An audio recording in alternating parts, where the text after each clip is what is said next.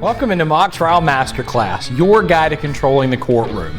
I'm Luke and I want you to be a mock trial master. Let's talk about how you can make that happen. If there's one comment or email that I get more than any other from you guys, it's, Luke, how do I break down a case the first time I read it? How do I develop my case theory when I'm reading a case for the first time? Well, that's exactly what we're going to talk about in this video. And instead of giving you, the 5 things to keep in mind or the 5 ways to do case theory, I'm just going to explain my process to you. Now, my process is different than yours potentially, and that's not necessarily a bad thing. Everyone approaches it differently. But I'm just going to tell you what's worked for me over the years and what has helped me develop great case theories with my mock trial team. Before we hop in, I want to remind you that if there's any topic at all you want to see me cover in a future video or podcast on this channel, let me know in the comments. I love tackling the topics that you guys want to see. All right, let's hop in. So I've got a new mock trial case in front of me. I'm about to have to start breaking it down to get ready to prepare my team. The first thing I'm going to do is I'm going to read through the case for one reason, and that's to understand what happened, to understand the facts of the case. The first time that I start going through a case, I'm not going to get into the weeds of case theory, thinking about a theme. Is this witness lying? Is that witness lying? I just want to know what happened. Now, sometimes cases give you a really great summary at the beginning. Our cases in Tennessee do a really good job of that. AMTA sometimes has a very short summary at the beginning of college cases. Empire Mock Trial has great summaries at the beginning of their cases. So sometimes that summary can really give you a head start on just figuring out what the heck happened in the first place. But that's my first question. I want to know, who's the victim? What did they allegedly suffer? Who are the key players in this? When did it happen? How long ago did it happen? Those are all the questions I want answered first. Then, once I have all the facts straight and I understand the what of what's going on here, what is the story of this case, that's when I can move on to step 2. So once I understand the story of a case, I'm going to move on to my second step, which is to read through the case critically.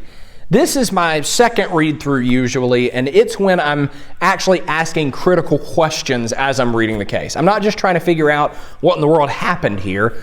I'm trying to figure out which side has better arguments, which are the better arguments for each side, which witnesses are more credible, which witnesses are more entertaining to me as I'm reading them and have a better potentially to score if I were to call those witnesses.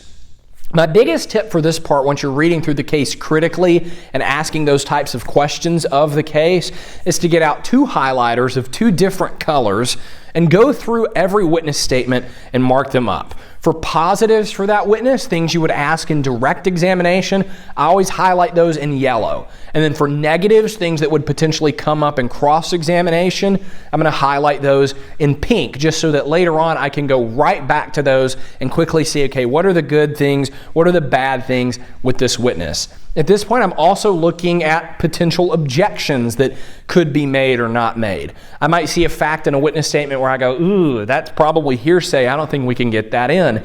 I might be looking at another witness's statement and see a potential fact and say, well, this sounds like character evidence, but I think we could get around it with whatever exception. And I'm, jotting down notes in the margin the whole time. But what's really important is that once you've read through the case a first time to just get your bearings straight and understand what's going on, you've got to do a critical read through after that and just start asking questions, because once you get those gears turning in your head, that's how you're going to be able to eventually land at a bona fide case theory. So start by just asking what happened, what's the story here, then do a critical read through where you're asking those more critical questions. Who's right? Who's wrong? Who's credible? Who's not? What are the different angles to potentially take here? Once you've done that, you're ready for the next step. So the next thing I'm going to do once I've read through the case to figure out what's going on and I've critically asked questions is I'm going to sit down with my team and start talking. Leadership expert John Maxwell wrote that some of your best thinking will be done with others, and I agree completely. So once I've gotten my brain squared on a case, then I'm going to sit down with my team and my other coaches and start to go through it with them. What did they think? I thought this witness sounded like a liar. Did they agree with me? I think this witness could be really entertaining, and I definitely want to call them. Is that what they thought as well? I thought this was hearsay. What do they think? Do they think there's a way to get around that? I don't know that I'm buying the defense's story of the case. What are some other things we can look at to make it seem more credible? What do you guys think about that? Those are the types of conversations that are going to happen once I sit down with my team to go through it. Your team is absolutely invaluable at this point in the game. Even if you've got a team of students who are mostly inexperienced and haven't done a whole lot of mock trial, they can still offer valuable insight. It doesn't take an expert in mock trial to read through a witness statement and say, this guy kind of sounds like a liar. I don't know that I would believe him. And what I will say is, if your inexperienced team members are having thoughts like that, that probably is a pretty good indicator that whatever they're saying is true. So make sure everybody at the table gets a voice during this point of the process and just get some different perspectives, because if there's one thing I've learned over my time competing in and coaching mock trial, it's that unfortunately I'm not always right. And it's good to get those other perspectives to help rein me in a little bit. As you guys know, I get a little bit excited sometimes, and it's just honestly fun time for team bonding as you go through the case. Those are some of my favorite memories from when I competed in mock trial. I was just sitting around with my friends, sitting around with my teammates, and digging into the case and trying to get on the same page with what was going on. But more than anything, it will help you get to the point where you can develop your case theory, and we'll really start to solidify that in the next step. All right, we've read through the case and figured out what's happening. We've asked critical questions of the case and started to develop some opinions.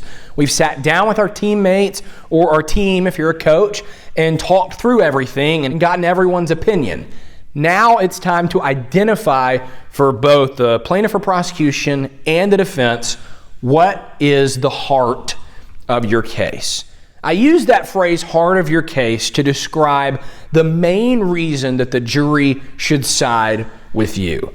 So for example, if you're dealing with a murder trial and the defendant really hated the guy who died, then the heart of your case, it's all about motive, right? This is a case about motive. This is a case about a guy who hated someone else and killed that other person.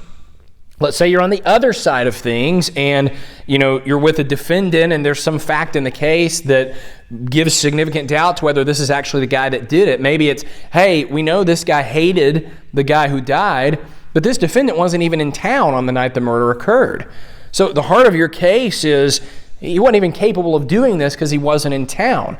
And again, your heart of your case, it's the main reason that the jury should side with you when they go to deliberate. A good way to get to the heart of your case, if you're struggling to get there, is to use a statement like I used a second ago to say, this is a case about blank, and fill in that blank. Whatever comes to your mind first, that's it. Don't think too hard when you got into this point, because you've already done the work on the front end by reading through the case critically and sitting down with your team, talking through everything. At this point, your instinct should be right as for what the heart of your case is, as for what this is a case about.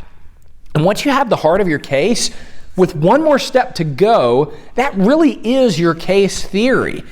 That's kind of as simple as it gets. It's not any more complicated than that. You dig in, you understand the facts, you share them with other people and talk, and then you say, okay, what's the heart of the case? What is the main point here, our main selling point? This is a case about blank. And that's it. Again, with one more step to go, which we're going to talk about in a second, that is your case theory. Don't try to make it any more complicated than that. Don't think you need to be a legal scholar to figure this out. That's what case theory is all about.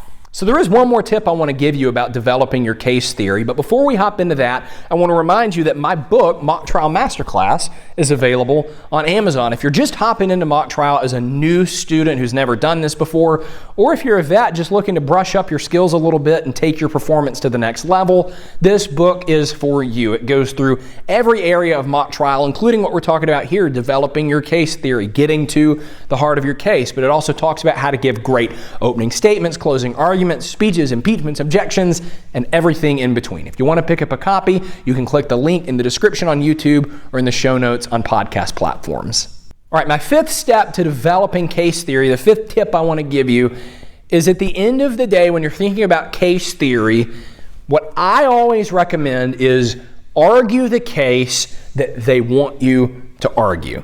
Now, what on earth am I talking about here? Well, when you read through a mock trial case on both sides, the plaintiff or prosecution and then the defense, it's going to quickly become clear the more you dig in, okay, the people who wrote this case are wanting us to argue blank. They're wanting to push us towards this type of argument to make our side. Most of the time, with rare exception, that is the argument you should make. I see teams sometimes try to come up with these weird alternate theories and try to, hone in on one little line and one affidavit that, we can really exploit that and go in this wild direction that no one's going to expect. I have seen that done well a few times, I will admit. But most of the time, those approaches fall flat. You usually end up mainly just confusing everyone else. You end up spending so much time developing this alternate theory that you lose focus of your actual performances and delivering good speeches, good direct examinations, good crosses. And at the end of the day, the people who wrote the problem know what the stronger argument is. They've built this. And so I tend to think it's a good idea to honor them because they do have that knowledge and to simply argue the case that they want you to argue. Again, I say this all the time. At the end of a mock trial, no one's actually going to jail. No one is actually having to pay up on a lawsuit, right? It's mock trial, which means that if the jury believes your side, your logical arguments about your case more than the other side, it's not the most important thing. Now, you want to present great arguments. You want a great case theory. That's why we've done this whole video. That's why we're talking about this. But it's your performances that really matter. And when you try to think too far outside the box and come up with these weird, zany, alternate theories, you tend to lose sight of what really matters, which is having good performances. And if you can keep all these steps in mind, again, it's my process. You can take it or leave it, parts of it, that's fine. But in a general sense, this is how you get to a good case theory. Study the case, dive in, ask critical questions, make sure you understand what's going on. Sit down with your team, collaborate. That's how the best thinking is going to get done. And then ask yourself, what is the heart of the case here? And what are the writers wanting me to see as the heart of your case? Ask those questions, answer those questions, and you'll be in great shape.